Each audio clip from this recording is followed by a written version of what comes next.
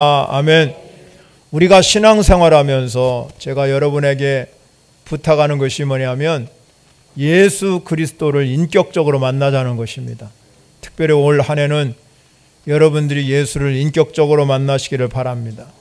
인격적으로 만난다는 의미는 지정의, 이 인격이라는 안에는 지정의가 세 가지가 있다는 겁니다. 이 지정이라는 것은 지적으로는 여러분이 말씀을 통해서, 설교를 통해서 이렇게 예수 그리스도가 어떤 분이시고 어떤 일을 하셨는지를 아는 거죠. 지적으로. 정적으로는 그런 예수님, 그냥 아는 것으로 끝나는 것은 의미가 없습니다. 예수 그리스도가 나의 주인 되심을 체험하는 사람이 되어야 된다는 거죠. 이 체험이 중요합니다. 예수 그리스도를 은혜로 체험하는 것. 그리고 이 의지적이라는 뜻은 그런 체험을 통해서 그 체험한 것으로 끝내는 것이 아니라 결단하는 겁니다.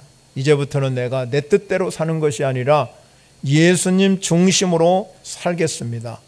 이런 고백을 하고 그렇게 살아가는 삶을 우리는 의지적이다. 이거를 우리는 예수 그리스도를 인격적으로 만났다 하는 말씀이에요. 예수님께서 이 땅에 오셔서 마가복음을 제일 먼저 마가가 기록했어요. 그런데 마가가 뭐라고 말했냐면 1장 1절에 가면 이렇게 고백하고 있습니다. 하나님의 아들 예수 그리스도의 복음의 시작, 복음의 시작을 알린 거예요. 예수 그리스도가 오셨다는 것은 이제부터는 복음이 시작됨을 알리는 것이죠. 그래서 예수님이 복음의 시작이 있으면 끝이 있는 거 아닙니까? 그래서 우리는 그 복음의 시작을 알린 예수님을 복음의 증인으로 살아가는 삶을 살아야 되는 겁니다.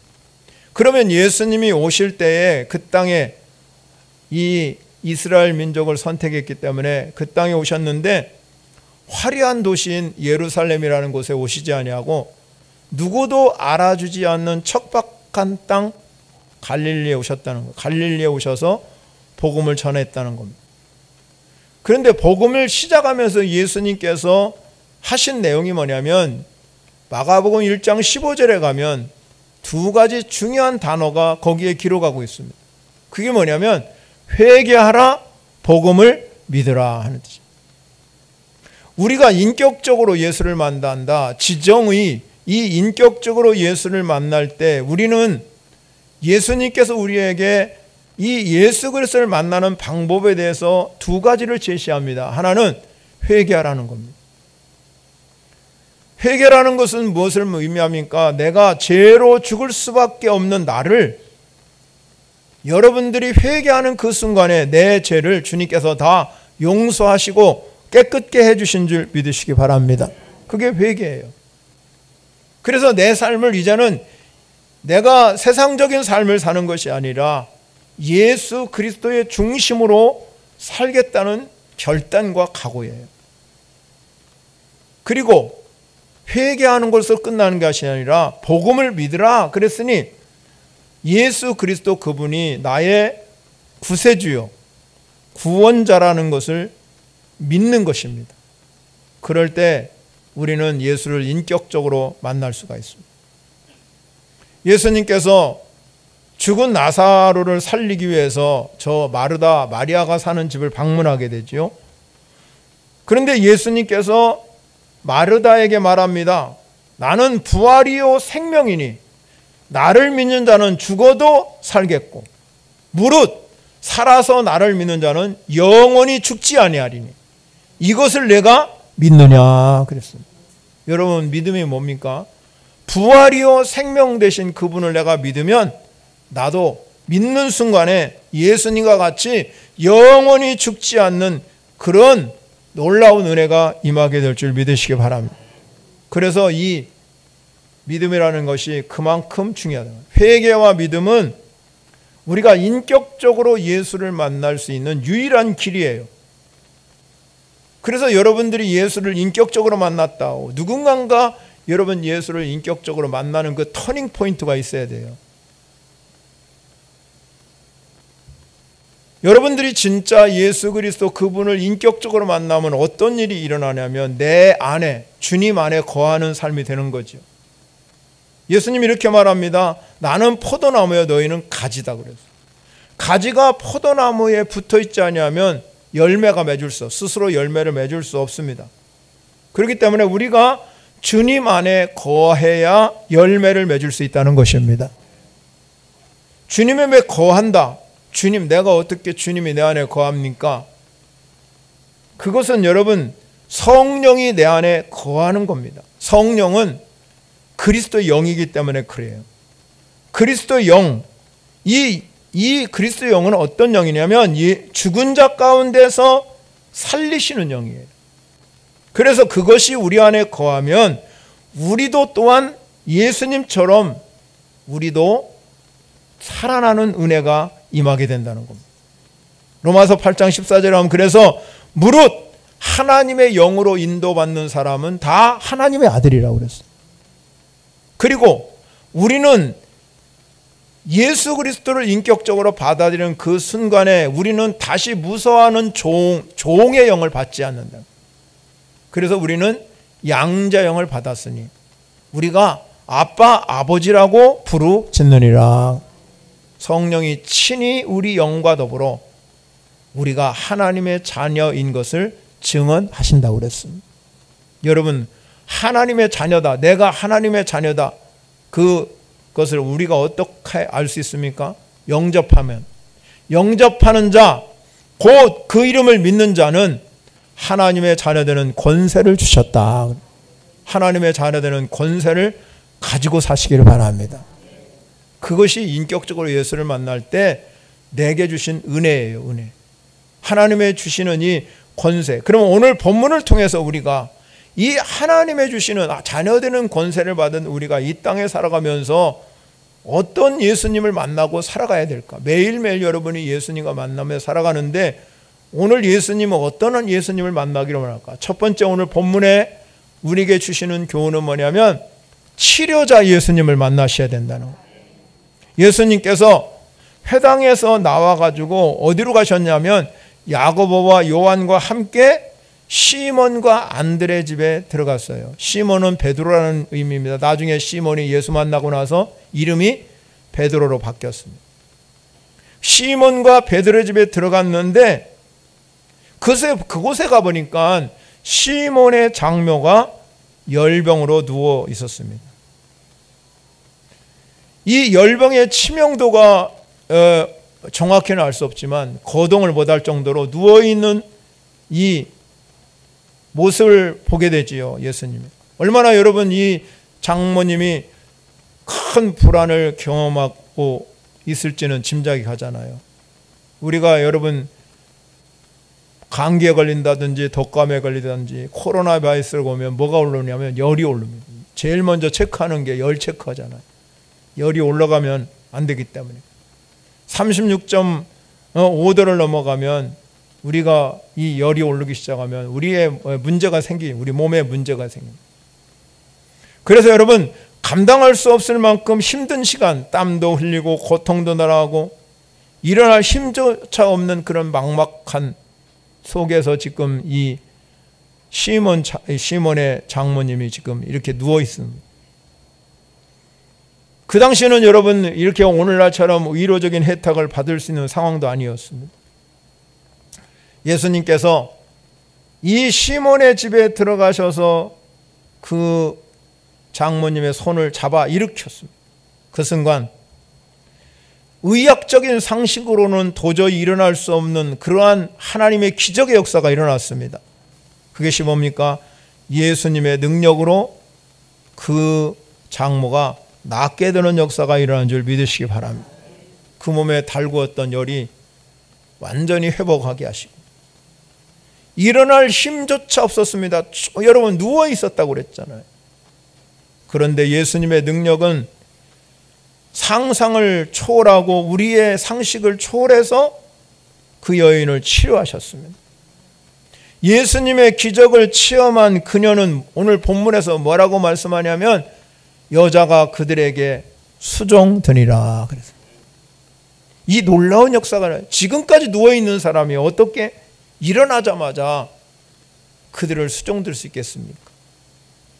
이건 우리의 힘으로, 인간의 힘으로는 도저히 상상할 수가 없는 겁니다. 여러분이 예수 그리스도를 만나면, 정말로 여러분이 예수를 인격적으로 만나면 우리의 삶 가운데 이런 치유와 회복의 은혜가 임할 줄 믿으시기 바랍니다. 저는 올 한 해를 시작하면서 마음속에 깊이 자리 잡고 있는 것이 몇 가지가 있습니다.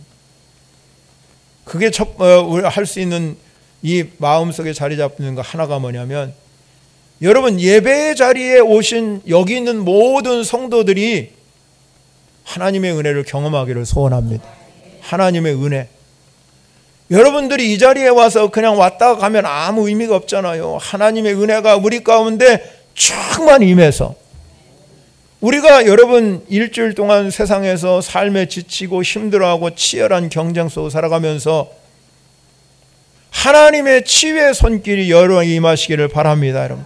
그래서 이 치유의 은혜가, 회복하고 치유하는 역사가 매주일마다 예배를 통해서, 여러분이 찬양을 부를 때, 함께 기도할 때, 말씀을 들을 때 매주마다 내가 이 치유와 회복이 일어나서 우리가 일주일 동안 삶을 살아가면서 이 에너지가 넘치는, 힘이 넘치는 그 놀라운 은혜를 경험하고 가시길 바랍니다. 우리가 이렇게 치유와 회복의 은혜를, 이 열병을 앓고 있는 장모를 산을 접어서 일으킨 것처럼, 우리 여러분들이 오늘 이 자리에 올 때 여러분에게도 그런 은혜가 한결같이 임하시기를 소원합니다. 그러면 우리가 치유의 은혜를 경험하려면 오늘 본문에 이 두 가지 우리에게 마음을 주셨어요. 하나는 29절에 가면 이 예수님이 시몬과 안드레 집에 들어가셨습니다. 그러면 여러분, 시몬과 안드레 집에 들어갈 때 이 시몬과 안드레가, 아이고 우리 집에 누추한데 왜 오십니까? 오시지 마십시오. 그냥 뭐 열병 오래 해댔는데 낫지도 않을 것이고, 만약에 이들이 의심하고 그대로 예수님을 안 받아들였다면 어떨까? 그러면 못 고쳤겠지. 여러분, 우리 시대는 뭡니까? 우리가 살고 있는 예수님이 지금 육신은 이미 떠나가셨습니다. 그런데 예수님은 우리 영혼의 집에 찾아오신다는 겁니다. 영혼의 집에 어떻게 찾아오십니까? 그리스도가 되어서, 그리스도의 영으로 내 영혼의 집에 찾아오셔서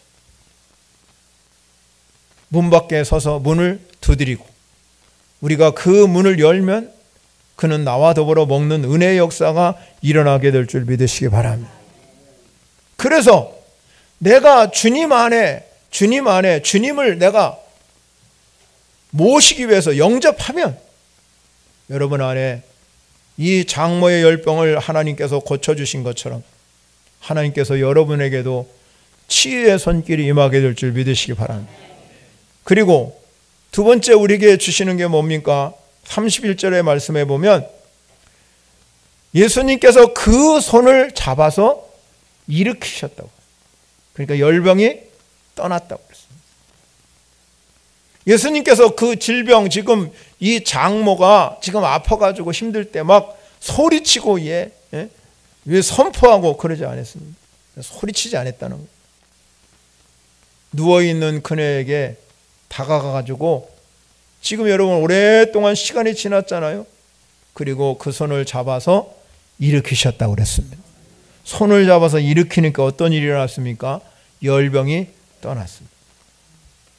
열병이 떠나니까 이 여인에게 그냥 이전 몸으로 완전하게 회복한 거예요. 그냥 여러분 열병이 떠났으니까 일어나가지고 비실비실 하는 게 아니라 완전히 옛날 그 자기 모습으로 돌아오게 됐다는 것이죠. 우리도 마찬가지입니다. 여러분 주일마다 와서 예배할 때마다 주님이 여러분에게 내미는 손을 거절하지 마시길 바랍니다. 주님께서 여러분에게 손을 내미실 때 여러분 주님의 손을 꼭 잡고 가시기를 바랍니다. 베드로의 장모의 손을 잡아서 일으켜 주신 것처럼 여러분 예배하는 순간순간마다 여러분을 하나님께서 손잡아서 일으키기를 원하시는 분이 주님이신 줄 믿으시기 바랍니다. 내가 어찌할 수 없는 상황이 있다 할지라도 주님이 내게 다가와서 주님이 나의 연약한 손을 잡아 주실 때 거절하지 마시길 바랍니다.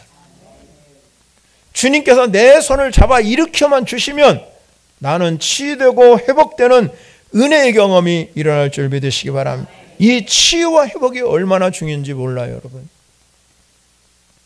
그 치유의 능력을 체험하는 역사가 여러분 하기를 간절히 바랍니다. 이 월삭 축복 예배 드리면 때 우리 지민 집사가 나가면서 그런 얘기를 했어요. 자기가 검진해 보니까 내 안에 있는 암이 하나도 없대요. 그러니까 얼마나 감사해요. 그래서 저도 너무 감사했어요. 근데 계단을 내려가다가 또 딱 다리를 접질러 가지고 힘줄이 끊어졌다네.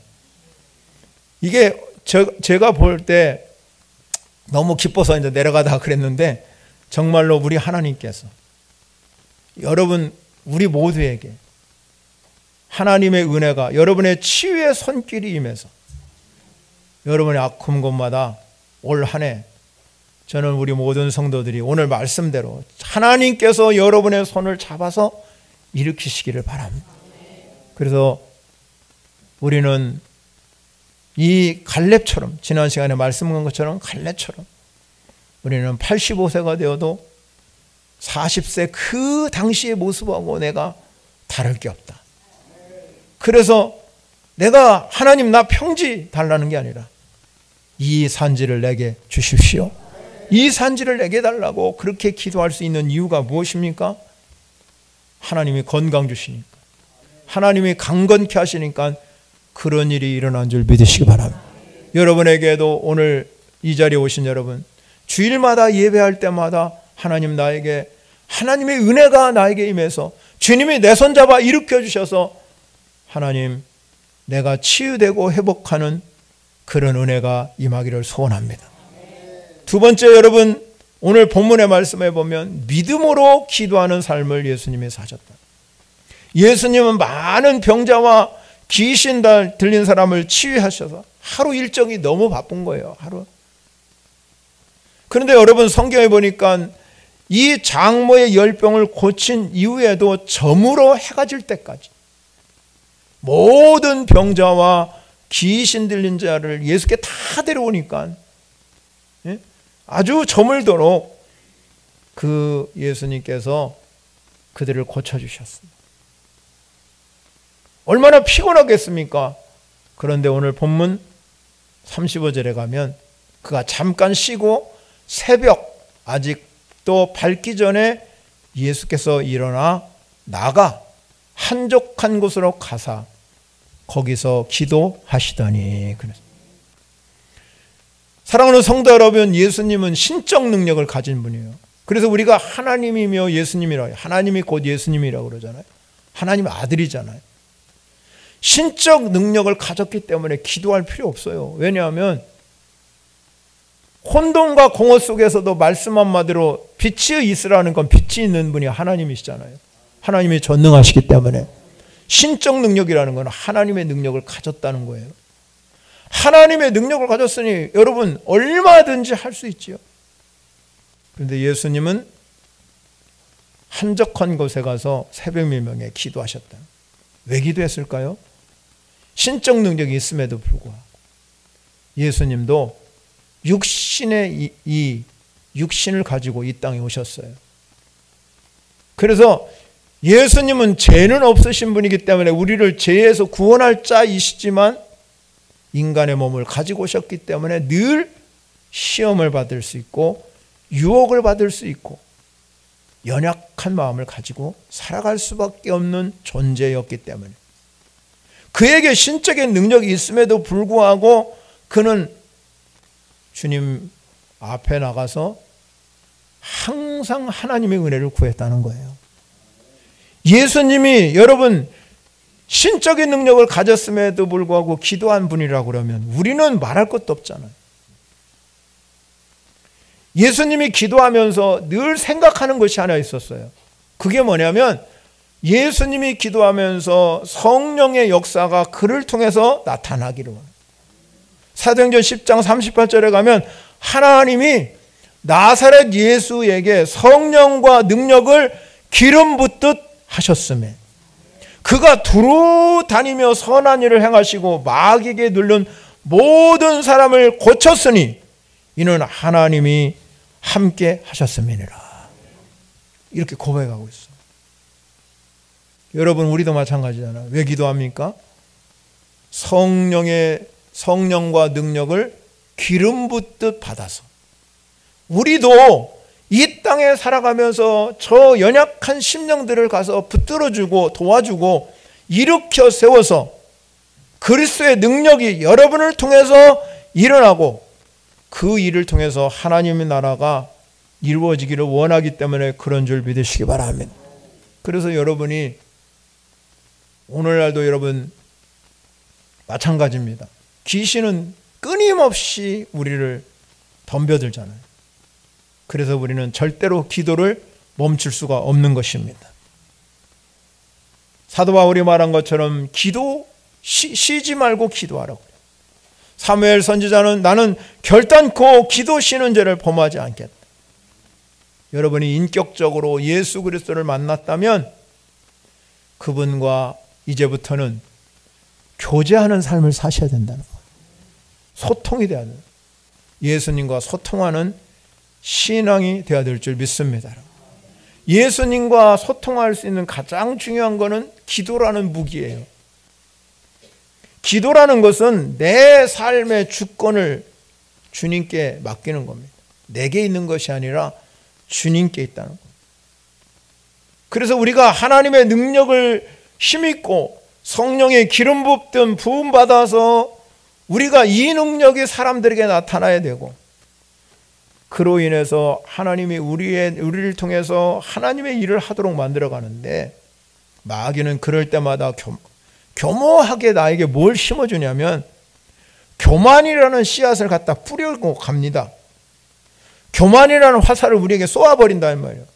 그러면 그 화살이 우리 마음에 병을 들게 만듭니다. 그래서 신앙을 병들게 합니다. 교만은 하나님을 나타내려는 거 아니라 자기를 나타내려는. 우리는 인간은 끊임없이 바벨탑을 쌓기를 원하잖아요. 누구든지 자기의 이름을 내게. 이름이 안 나면 서운한 거예요. 내 이름 한자 나타나기 위해서 여러분, 우리는 끊임없이 노력하고 살아갑니다. 근데 우리 예수 믿는 사람은 끊임없이 나를 통해서 능력이 나아가고, 나를 통해서 치유의 손길이 나고, 나를 통해서 전도가 된다 할지라도, 나를 관심을 갖는다 할지라도 우리는 끊임없이 주님 앞에 기도하면서 하나님의 영광이 여러분을 통해서 드러나야 될 줄 믿으시기 바랍니다. 기도라는 것은 그래서 내가 주님이 나의 주인이라는 걸 인정하면서 내 안에 하나님이 일할 수 있는 공간을 만들어주는 거예요. 그래서 나를 통해서 내가 돈도 많이 벌고 성공하고 출세하고 잘 되는 모든 일이 내가 한 일이 아니라 주님이 하셨다는 것을 고백해야 될 줄 믿으시기 바랍니다. 그런 사람에게는 절대로 하나님이 외면하지 않습니다. 하나님은 끝까지 여러분의 인생을 책임져 주실 줄 믿으시기 바랍니다. 그런데 가다가 어떤 사람은 성공하고 잘 되고 막 형통하면 가다가 내가 잘해서 된 줄 알고 주님을 멀리하고 주님을 소홀히 하고 주님의 영광 나타나지 않을 때가 너무나 많아요. 그런 사람들에게는 하나님도 손놔버리시는.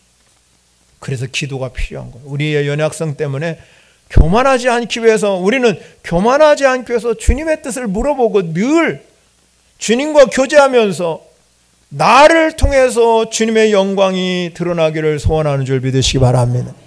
빌 하이블 목사님이 이런 책을 냈어요. 너무 바빠서 기도합니다. 너무 바빠서 기도한대요. 그리고 많은 사람들에게 나 바빠서 기도 못합니다. 그럴 때 바쁘다고 핑계대지 말고 기도의 자리에 들어가라는 거예요. 8세기에 진센도르프라고 유명한 공동체가 있어요. 그 진센도르프라는 거는 24시간 365일 동안 쉬지 않고 돌아가면서 기도, 100년 동안 이어가고 끊임없이 이어가는 공동체예요. 그래서 이 공동체가 많은 선교사들을 배출했고 모라비안 교도들과 함께 이 감리교회를 탄생하게 하고 성결교회 있게 한 존 웨슬레에게 지대한 영향을 미친 게 바로 진셀도르프 공동체입니다. 그만큼 여러분 그들이 공동체 속에서 서로 기도할 때 하나님께 역사한다. 지금 이 공동체가요 모델이 돼가지고 미국에서도 지금까지도 그렇게 이어가는 이 청교도들이 이어간답니다. 미국이라는 나라가 별거 아닌 것 같아도요 그 공동체가 기도하니까 하나님 일하시는 거예요. 우리나라도 마찬가지입니다. 우리나라도 여러분 그런 공동체가 있기 때문에 하나님이 일하는 걸 믿으시기 바랍니다. 우리나라는 아무것도 아닌 것 같지만 누군가가 그렇게 기도하는 사람이 있기 때문에 이 나라 움직여가는 거예요. 우리나라라는 곳이 이 경제적으로 성장하고 부흥할 수 있는 이유는 정치인이 잘해서 아니고 경제인이 잘해서는 게 아니라 하나님의 사람이 있기 때문에 그런 거예요. 하나님의 사람. 하나님이 기도하는 사람을 통해서 일하신다 이 말이에요. 언제나 그런 사람을 통해서 하나님이 역사하시고 거기에 기적을 베푸시고 능력 주시는 것.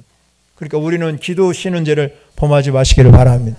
나라와 민족을 위해서도 끊임없이 기도하면 하나님 우리나라를 완전히 고센 땅처럼 하나님이 보호해 주시고 인도하실 걸 믿으시기 바랍니다. 현대 선교의 아버지 윌리엄 캐리라는 사람이 유명한 말을 했습니다. 하나님으로부터 위대한 일을 기대하라고. 여러분 올 한 해 여러분도 기대하고 가시길 바랍니다. 위대한 일을 기대하라. 그런데 하나님을 위해서 우리는 위대한 일을 자꾸 시도하라. 이 시도는 뭐냐면 기도로 시작하라. 우리는 바쁜 시간 가운데서도 예수님처럼 한적한 곳이 필요해요. 한적한. 얼마나 여러분 정보의 홍수 시대에 살고 여러분 여러분 스마트폰 안 가지고 사는 손에 스마트폰. 지하철이나 여러분 전철 타보세요. 우리나라 사람 모두가 그거 보고 있어요. 외국 사람들이 오면 신기하대요. 끊임없이 여러분 스마트폰 보고 살잖아요. 얼마나 우리는 정보의 홍수 시대에 사는지. 가짜도 많은데 믿어요. 가짜를 진짜로 믿는 사람이 얼마나 많은지 몰라요. 여러분 유튜브에 나온 거는요 80% 가짜입니다.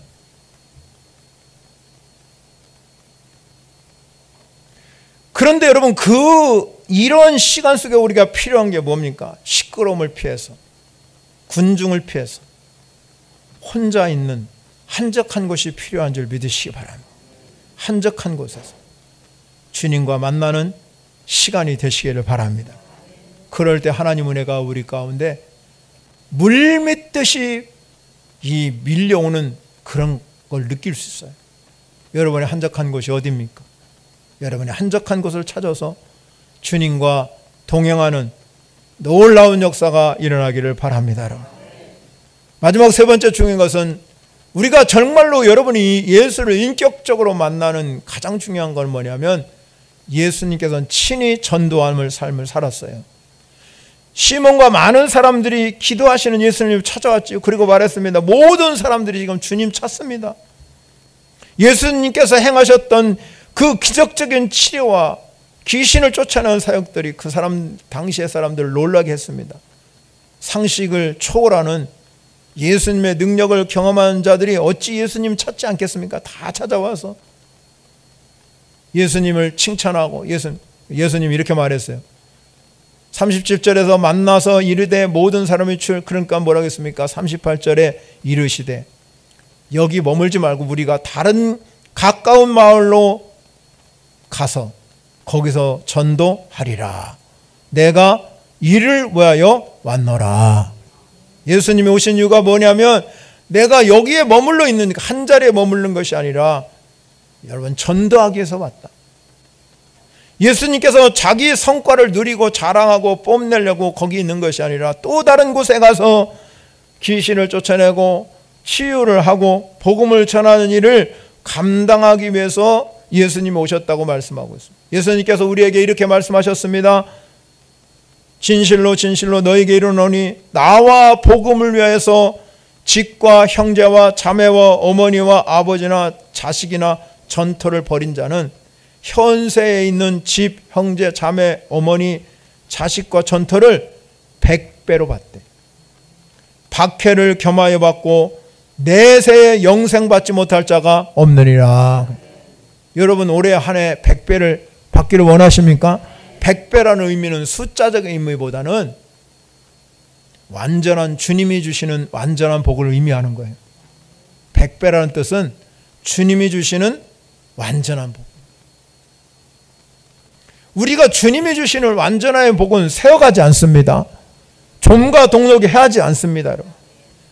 그러니 우리가 복음을 위해서 살아가는 삶, 전도의 현장에서 내가 복음을 위해서 살아가는 삶을 살면 하나님이 나에게 100배의 복을 주신답니다.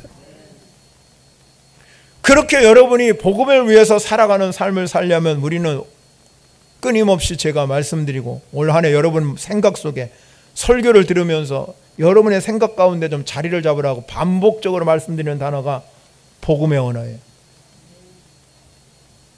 여러분의 생각에 이 어떤 생각이 들으냐면 복음의 언어로 그냥 확 자리 잡았으면 좋겠습니다. 우리가 쓰는 언어는요, 첫 번째 언어는 세상적인 언어예요. 세상적인 언어는 끊임없이 남을 깎아내는 언어입니다. 경쟁사회에 살아야 되니까. 두 번째 언어는 율법적 언어. 율법적 교회 다니는 사람들은 대개 율법적 해라 하지 마라. 서로 여러분 이렇게 율법적 언어를 쓰는 사람이 너무나 많아요. 성경에 율법 하지 마라 그러니까 나도 다른 사람을 가르치려고 그러고. 교회에서 여러분 섬기며 서로 세워주는 게 아니라 남을 깎아내리고 가르치려고 그래요. 본인은 하지 않으면서. 그거는 율법적 언어예요. 여러분 율법적 언어를 버리세요. 그리고 은혜의 언어인 복음적 언어를 사용하시기 바랍니다. 말씀과 함께.